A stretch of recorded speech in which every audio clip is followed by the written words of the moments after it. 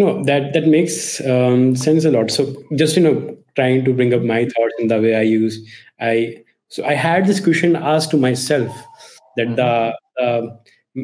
maths that we say maths and the calculations that we do, Mm-hmm.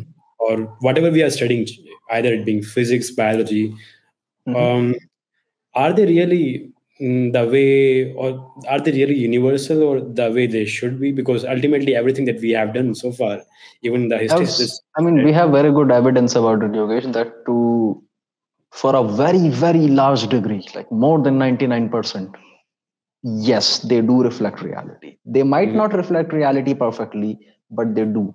They might mm, be wrong in terms of precision, in terms of exactness, but in terms of the overall direction, in terms of the explainability of phenomena, they are correct. This is a mm, great achievement of human species, we as a species, that we are able to model the reality and to certain degree predict it. right. And I agree with the point, but the point that I wanted to bring forward was, have you by any chance saw the movie the biography of Ramanujan? I don't know the exact movie name, but I have seen that, and I have known that. I also know his story, and I also know that the guy claimed Devi ma sapne mein aayi thi, and I mean the a deity came in his dream, and right, then right. she told him to write things out Everything's there. just Yeah. Right. So in the last part of the movie, when um, the professor who brought him Ramanujan to the college, he Mhm. was defending him in his work, saying that we as mathematicians, what we do is we try to figure out the patterns which are there in the world. We haven't created Mhm. them; they exist from the first place. What we are trying to do is we are trying to understand those patterns, and based on this, whatever calculations that we have done and all, whatever we have done is to prove that whatever we have seen is what how and is what how it is and how it is supposed to be. Mhm. And that is just one part of reflection, which is what we have done so far on Mhm. academics, on any field perhaps, is what Mhm. we have observed so far. Okay. Mhm. Definitely, because it works, there is a ground to it, a truth to it. But let's say when I ask this question to myself, let's say we let's say encounter somewhere down the line 50 years, 70 years ahead, and we find some other intelligent species in the some other known place, and then they Mhm. come up with their academic compilations, and we come up with our academic compilations. What is the Mhm. guarantee that they will be the same? I really feel that won't be the case. Again, I'm not saying what they'll bring is possibly 100% accurate, but the point is this: whatever we have been able to achieve so far in academic perspective, Mhm. from all the subjects, from the all the subjects perspective, Mhm. it is all based on our observation, and we based on the observation place certain notations and whatever comes forward, and then build our base there, and then we started doing the experimentations and build everything. Same will Mhm. be Mhm. their case. So the point is Mhm. this, that there is maybe perhaps there's maybe there's a possibility that what we are doing fundamentally at a place is Mhm. flawed in itself, but since we are not able to capture that flow because, well, everything works the way we are supposed to be, at least the world that we are able to observe, it just works for us, and we are not able to figure it out. Maybe in long term we will be able to figure out that small anomaly, but maybe Mhm. in short term, the observations that we have done so far, the world that we have seen so far, since it works, it Mhm. works. Similar to what happens, let's say, when you have an atom, so as to say. Initially, Mhm. there were multiple models of atoms which were given, and there was this theory that was hypothesized that atom is probably the indestructible substance. But then we realized that Mhm. we have proton, electron, neutron, and then we also realized that we have even furthermore, We have small. quarks and antiparticles and a whole gluons Right. and a whole bunch of particle zoos out there, basically. String theory is also true, and we might realize that everything is energy, and and that's just formation of Mhm. stuffs, and we might be able to figure that thing all out. But Mhm. coming to the main point that I had is that whatever we have discovered so far, Mhm. it is based on our, you can say, a hypothesis, and the fact that it works for us as long as we have been able to see things. But Mhm. that cannot guarantee that whatever we have done so far is always and completely accurate. Best example is the Newtonian physics, right? It is not really Mhm. something which is applicable to the total space, especially when, let's say, when you reach speed of light. Right. those calculations should be, should be applicable, like S is equal to UT plus half IT square. But these calculations just don't really work, because we haven't really considered the other dimensions and the timing part and energy part. Then Einstein relativity comes in, and it says, although what we have, the algorithms that we have still works, at least in our frame of reference. But if you look it from other prospective scenarios and case studies, you might be able to find that they don't really work out. So maybe there are some elements that we are still missing, which we might further in long term figure out. And that is just a part of it. Because the second part of it here is, let's say if we have animals coming to our planet, and we do and cross to cross, study of the academics that we have compiled and they have compiled, it might be very much possible that we will see a lot of distinction. The way, let's say, the academic for, let's say, in past times, Europe's and India's has been, or America's and Russia's has been, the way we have, or Greece, like for instance. So that's what I sort of, maybe that is what I right now currently believe. But yeah, what do you think about this? Do you have any different opinion? Do you think it's not completely true, or something that you feel I'm missing, or anything like that? But what is your opinion on this, the whole aspect that I mentioned? I'll start with a very simple statement. Satyam shashvatam bhavati. Let's start from there. Satya Sure. shashvat hota hai. It is incorrigible, incorruptible. It is what it is. It Right. doesn't matter if we are measuring it, or an alien is measuring it, or Right. someone else is measuring it. Whoever it is, even let's say tomorrow a dog gets sentience and intelligence, and dogs start doing this thing. So even in that case, satyam shashvatam bhavati. Truth is Right. Agree. incorrigible. It is out there. Now, True. coming back to the thing, to your question, let's say, consider, I mean, this is actually a very lovely case. So let's say you have advanced aliens, and these people happen to have a very good knowledge of science. First, when we talk about academia, I would actually disregard anything and everything which is not pure science. Okay. Sure. There is not even a point actually discussing in that. Sure. Histories, philosophy, sociology, that is beyond point. We are talking about fundamentalities of nature in here. Yeah, let's stick to it.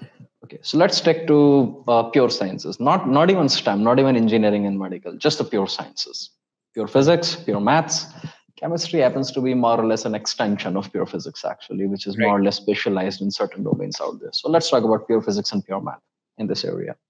Now, the thing is that what is the chance that they are going to have different academic theories regarding phenomenon of nature, and we are going to have different academic theories out there?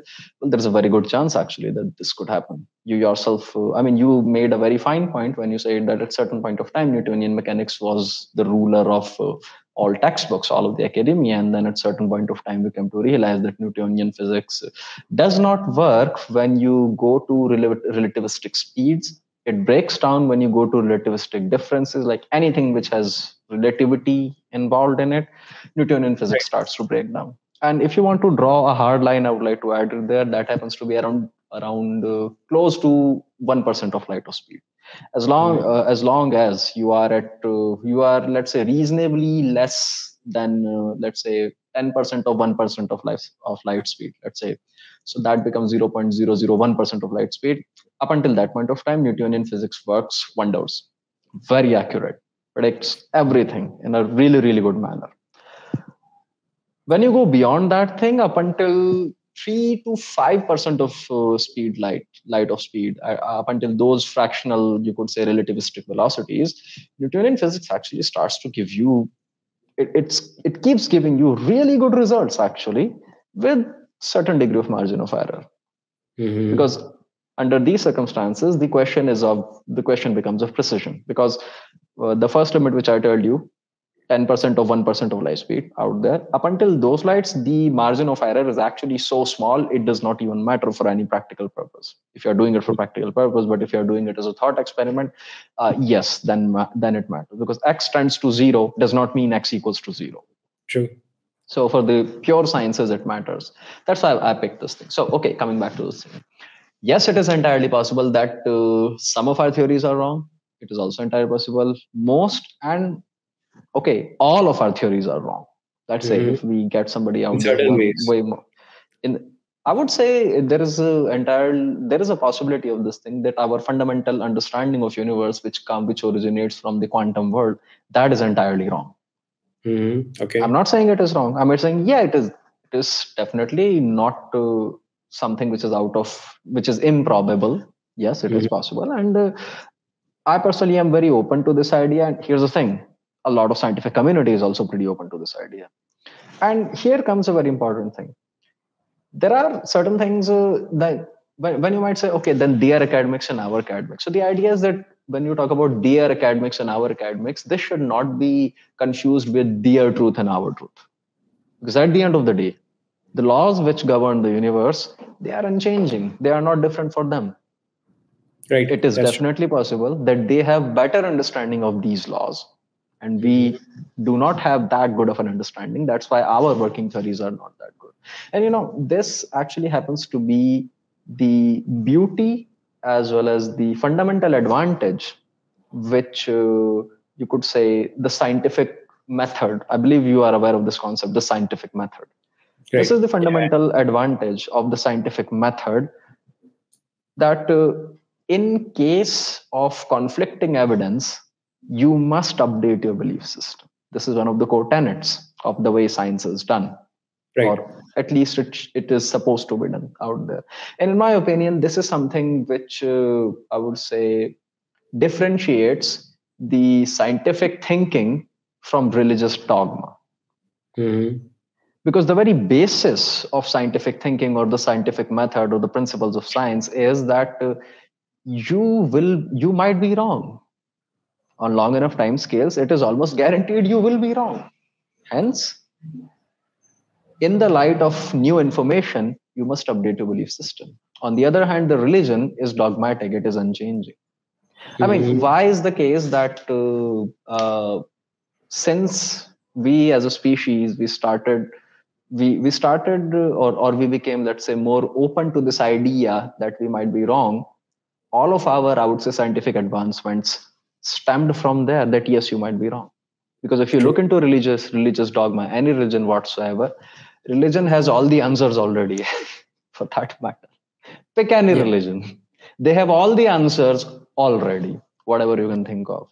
And I mean, religion has its place definitely, but when it comes to finding the or understanding the laws of the universe, unfortunately, it does not have a very good place out there. Now, when I said that I believe in existence of all creator God out there, I did not mean that I believe in the dogma of religion. I do have an inkling that yes, some deity, something, someone, somebody perfect, I would say, or maybe far more advanced than what we are. There is a creator behind this thing. I believe so, with a firm belief. But my concept of that creator is not associated with any particular religion out there. Now, Okay. skipping this tangent, coming to the main point, you're absolutely right. I agree with you. There is definitely, I would say, it is almost a certainty that at least some of our theories are fundamentally wrong at this point of time. And owing to the scientific method, that you must update your belief system in the light of conflicting information at any point of time. Our scientific theories, some of them will always be wrong, even with those aliens. I'm going to go out on a limb and make this statement. Maybe in certain areas they have a lot to learn from us, and not just we are to learn from True. others. True.